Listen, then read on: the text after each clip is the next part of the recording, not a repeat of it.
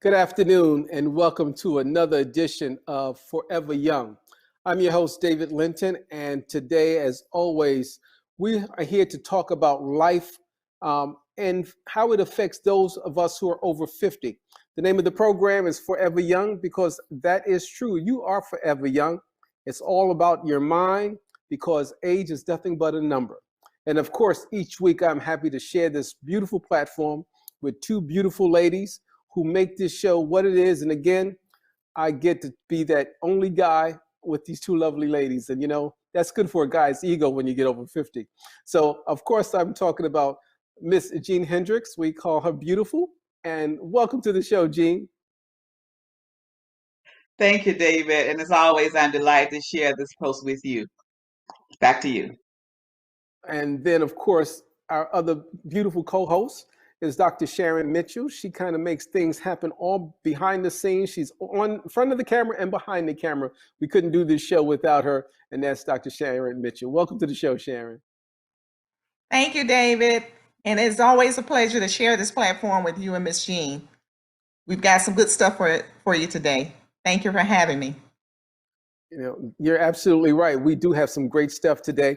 And what we're talking about today is something that's really important for everybody. I think everybody has been dealing with, COVID, mental health is something that we don't talk about a lot in our communities. And it affects all ages. We're looking at things about, kids are having stress problems. We're talking about elderly people. And of course, obviously, one of the things that COVID has shown us is that you may love the person you live with, but do you really like them? And how do you handle that?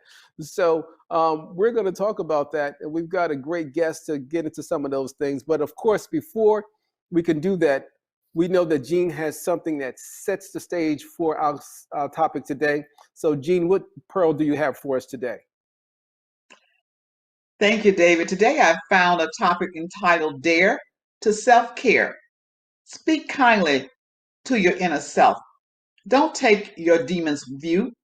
You are you, and no one else. Will lead the life you do. Kill your inner critic and balance all of his chatter. Silence all of his chatter. Then write this truth inside your brain. I'm worth it, and I matter. Back to you, David. Well, that's true. You matter, we matter. Last week we talked about affirmations and self-affirmations. Well, today we have someone who's going to talk to us about self-care and helping you to create your best self.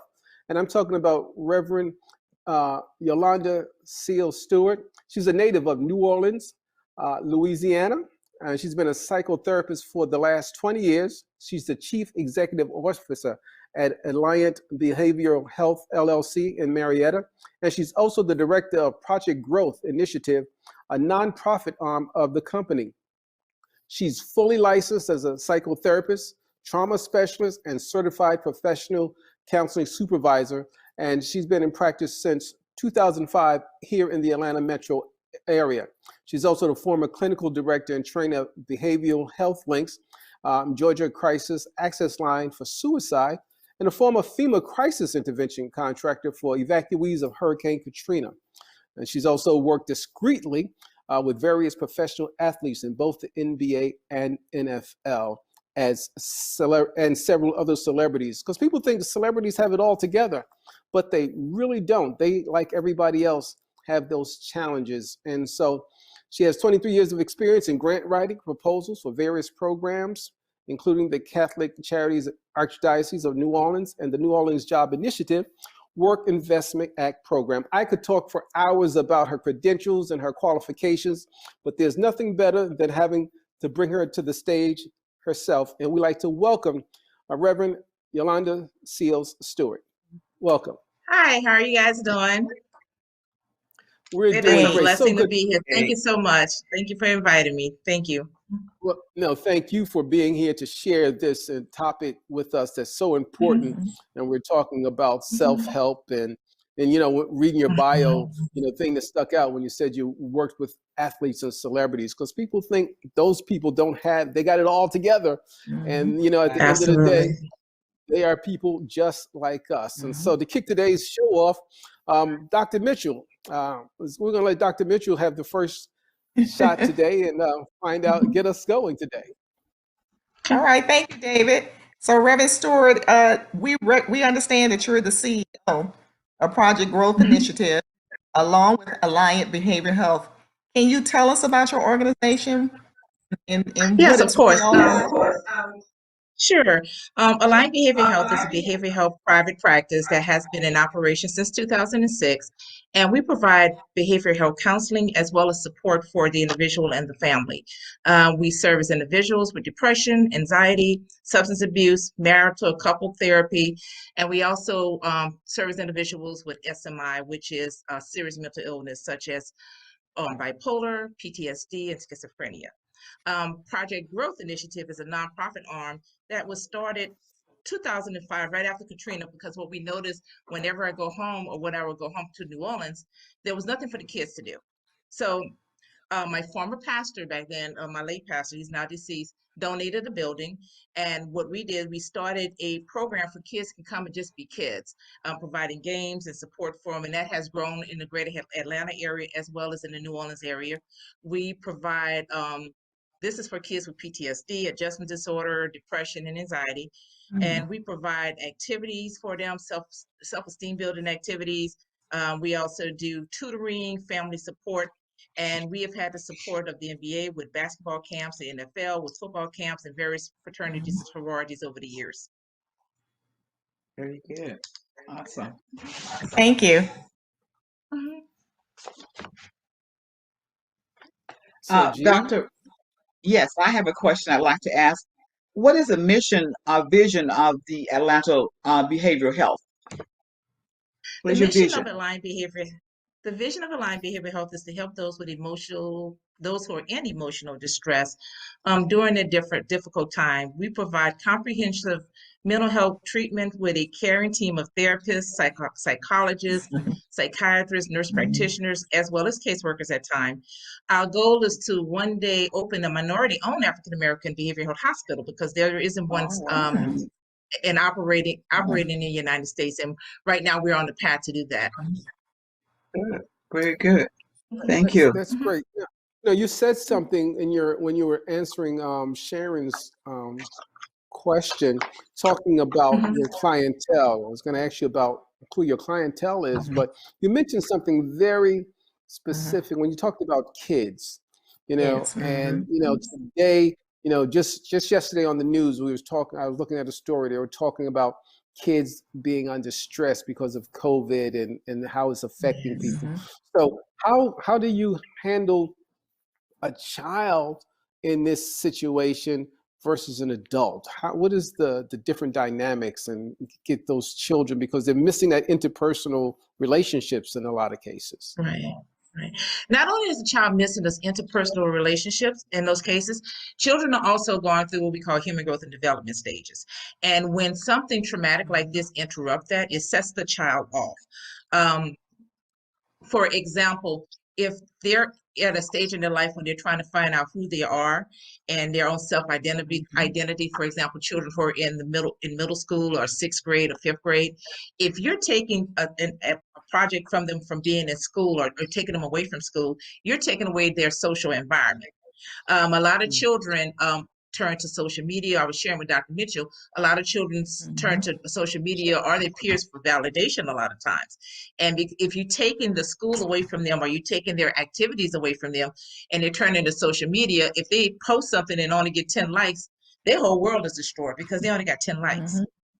Right. So when you taking a component away like that and having them depend solely on social media, that's very detrimental to them. So in therapy, what we do, we help the child to notice that they have strengths as well and help them with their own personal self-esteem. So they're getting validation from within the house and not relying solely on the validation that they're getting from their peers, if that kind of makes sense.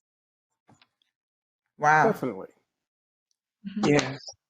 So let me ask you, first of all, how you're doing as a therapist in this COVID environment.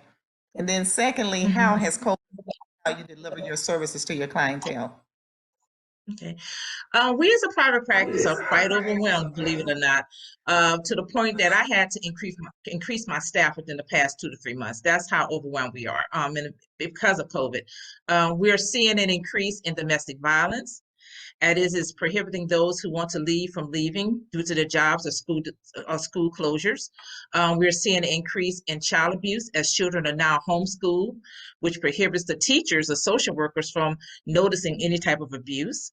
And abuse is easier to hide when the kids are at home. We're seeing an increase in suicidal ideation. For example, this week I had to put six patients, the sixth one was today. I had to put 6 patients in the hospital for care. Because those with serious mental illness such as bipolar and schizophrenia, they don't do well with isolation. So we are seeing an increase in individuals who are having suicidal ideation, panic attacks due to the isolation as well. We're seeing an enormous increase in depression with children and teens, as well as golden agers due to the isolation.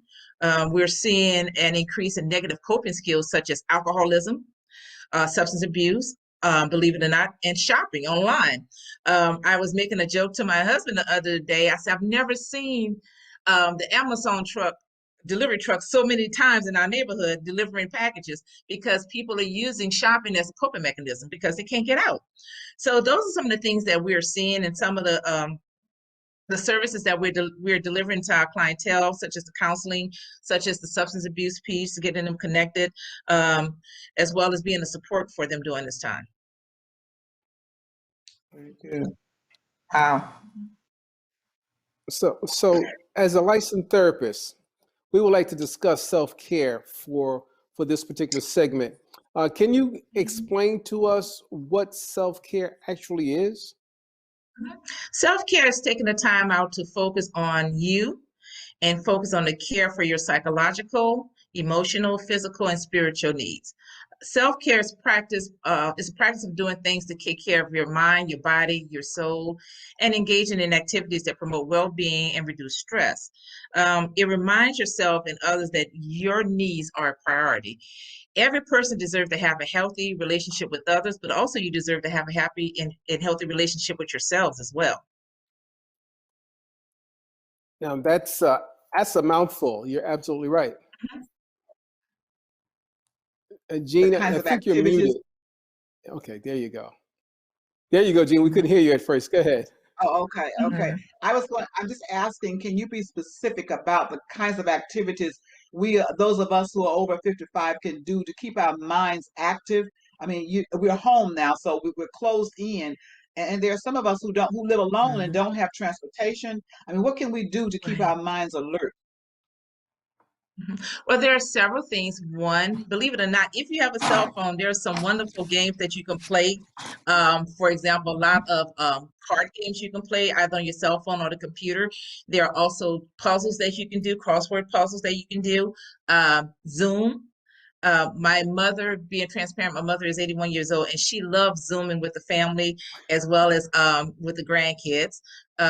Making sure you connect with your friends, call and check up on your friends, making sure that you are still engaged in activities. It's helpful that our church has online programs such as this, or have programs where we can watch church and do Bible study. But keeping yourself engaged, keeping yourself engaged and trying to find something new, learn something new online. What's the name of that? YouTube have a lot of self-help type of videos if there's something you want to learn new online. My mother took up playing the guitar just by looking at a video online. So we try to help people, we call them golden agers, to look at other things or ways that they can engage each other as well as keep their mind stimulated while they're isolated. Right. Okay. Very good. That's Thank good you. stuff. Yeah, it Yes, is. It that is. really is. That is some good stuff Mhm. because again, we talk about the isolation and talk Yeah. about games with people using their phones, and technology has really allowed everyone who thought technology was not for them to really embrace technology. And I think that's Right. really one of the things that's really been, you're trying to find a silver lining in everything. And I think that silver lining is that I know just yesterday, my nephew celebrated his his 12th birthday, and we celebrated. We had a Zoom party, and his grandmother, who is 70 plus, I won't say in case she ever sees this, but she was on Zoom, and she was just having a good time, and so it really is good about the connectivity. And like you said, Dr. Reverend Stewart, that we have these programs, and anybody who's just tuning in, this is Forever Young, a production of Hope TV, a program that's designed to help us understand that life over 50 is not the end of the world. Even if it's 60, 70, life is a state of mind. And today we have Reverend Yolanda Seal Stewart, who is talking to us about self-care, and she is the CEO of the Alliant Behavior Science, and the CEO, should I say, of Project Growth Initiative. And so what happens when we neglect our self-care? What happens to us if we just, don't do what we're supposed to do, as you're advising us? Well, if you neglect your self-care, there are a lot of things that happen. One, you become depressed. Two, you become you develop symptoms of anxiety. You're not good for anyone else, nor are you good for yourself. We begin to see some other symptoms, like you might start having what we call somatic symptoms. Somatic symptoms are your stomach hurting for no reason, or you having a headache and the doctor can't find out what's going on, or you having these heart palpitations and you go to the doctor and the doctor say, oh, your heart is fine. When you neglect caring for yourself, it begins to show when you do not take care of yourself at all. So that's why self-care is extremely important. Self-care is extremely important for you to maintain your life balance. Self-care is important activity to do every day, because it would help, by doing so, would help lead you toward a better balance among your dimensions of wellness, and lead you toward improving overall health and wellness within yourself. Life is precious and is meant to be enjoyed. I always share with people the scripture, God said, God said in our Genesis 1:26, let us make man in our image according to our likeness. And God made us three different things: emotional beings, spiritual beings, and also on the seventh day, he rested. So that's another part of self-care, is making sure that you get enough rest and really take care of yourself. Good. Yeah. So Reverend Stewart, I want to ask, since our audience is primarily over 50, we find ourselves in the role of being caregivers. Can you provide us with what those caregiver traits are and how they affect our self-care? Sure. One of the traits is being selfless, being seen as the strong one or the savior. And we can talk about that too as well.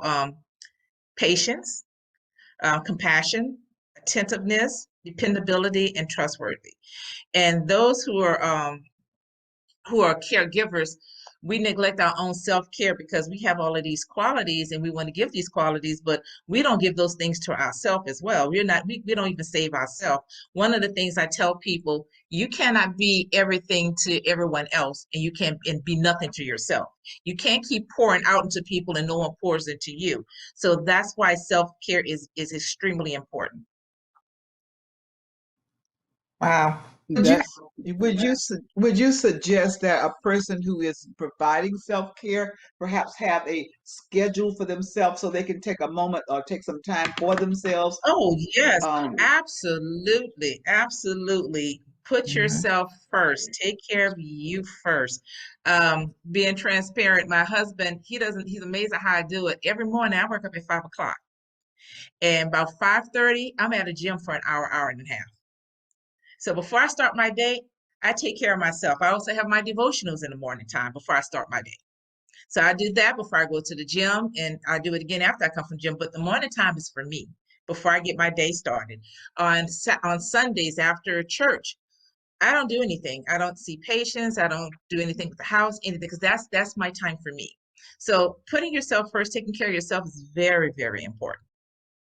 That's very good. That is really good, because I think we get caught up into like what you called what is called the savior syndrome.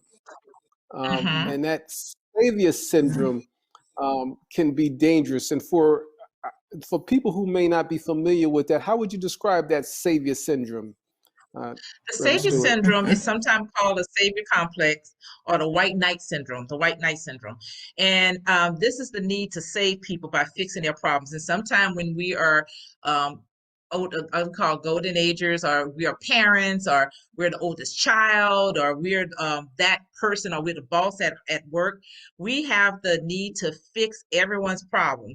And it only feels good. It only feels good about yourself when you're helping someone. But you have to believe that helping others you believe that helping others is your purpose, which is true. But however, you have to realize that there's a difference between helping others and serving others. And one of the things that I love about Dr. E. Dewey Smith, our pastor, is the fact he always pushing us to serve, because when you're helping others, your helping is based on equality. For example, I'm the oldest child, and I was always told growing up or coming up as an older child, help your sister with her homework, or help your brother with this, help it. It's your job to help them. It's always your job to help. And now to this day, even though that I am an adult, they still see me as the person, not their equal, because I'm the oldest. They look up to me as the person that they have to always come to for advice. They see me as the same light that they see my mom, and my mom is still alive. But when you are serving someone, you serve with your strength, you serve with yourself, you draw from all your other experiences when you're serving somebody. And it's a total difference between serving and helping somebody. When you're helping somebody, you're easily drained, you're easily depleted, you're easily get frustrated, and it shows an inequality, because that person is now seeing you as a greater person than them.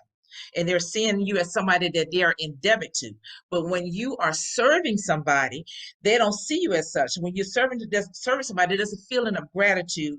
There's there's a mutual feeling of healing between both of you two, between you two, when you're serving somebody. Whereas when you're helping somebody, there's a feeling of satisfaction for you, if that makes sense. No, that makes a lot of sense, and you kind of stepped on all 10 of my toes. No, Yes. especially All of but us. when you Yes. you made the analogy of being the oldest. I am the oldest Mhm. in my family, and I am. There's an 18-year difference between me and my baby sister. Now, my parents, I won't even talk about them. But again, but they, I was like, how was that supposed to happen? But anyway, both my parents are deceased, but I am the oldest, and I was always taught, and I'm the only boy, and there's two girls. And so I was always taught, Wow. I got to take care of your sisters. You got to look out for them, et cetera, et cetera. And because of the age difference between me and my youngest sister, at one time she was looking like she had two fathers. And my father was very engaged, and I was like, wait a time out. I'm your brother. I'm not your father. But Right. so again, I understand that, that when you get caught in that, and then you get trapped. And Yes. so when you get trapped, it's being able to, we need skills on how to escape that, and so that we can be, we can level the playing field and have fun with our siblings or whoever that person is. Yes. So, so I'm going to let Jean ask the next question. But like I said, you stepped on all 10 of my toes, and that was good though, because that's real. That's real. And I'm sure our listeners out there's somebody out there who's the oldest who said, "Yep, that's me. That's me." Yes. I think I want to ask It's you true. about journalism, journaling. Really, is that important to self-care? If you're writing, Oh, keeping yes, track of things. journaling is very important to self-care. A lot of times we struggle with expressing our feelings. I'm sorry, I moved it. Expressing our feelings and expressing our emotion. So when we get it on paper, or have the opportunity to get it on paper, we're able to look at it and say, you know what? I could have handled this better. Or you know what? Maybe I need to step away from this. Or maybe I need to handle this better. Maybe I should have said no. So when you journal, it's all about you getting your thoughts down on paper so that you can process your thoughts. It's all about you looking at issues that are unresolved, because you get to analyze things. Maybe I'm acting this way because this happened in the past. Or you know what? Every time I'm journaling, I'm putting the same thing down. I'm noticing a pattern.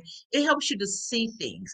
And it also helps you to validate yourself and not be so hard on yourself. So we as therapists, we always encourage our patients to journal, not just the bad things, but the good, the bad, and the ugly. Write everything down so you can kind of see what your patterns are, or see what your triggers are for certain behaviors, or notice what coping skills are you using for different behaviors, so how you best improve those coping skills or eliminate those triggers, if that kind of makes sense.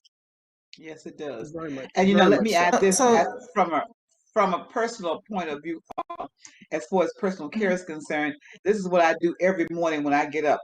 No matter before I wash my face, before I comb my hair, I tell myself how smart and how beautiful I am.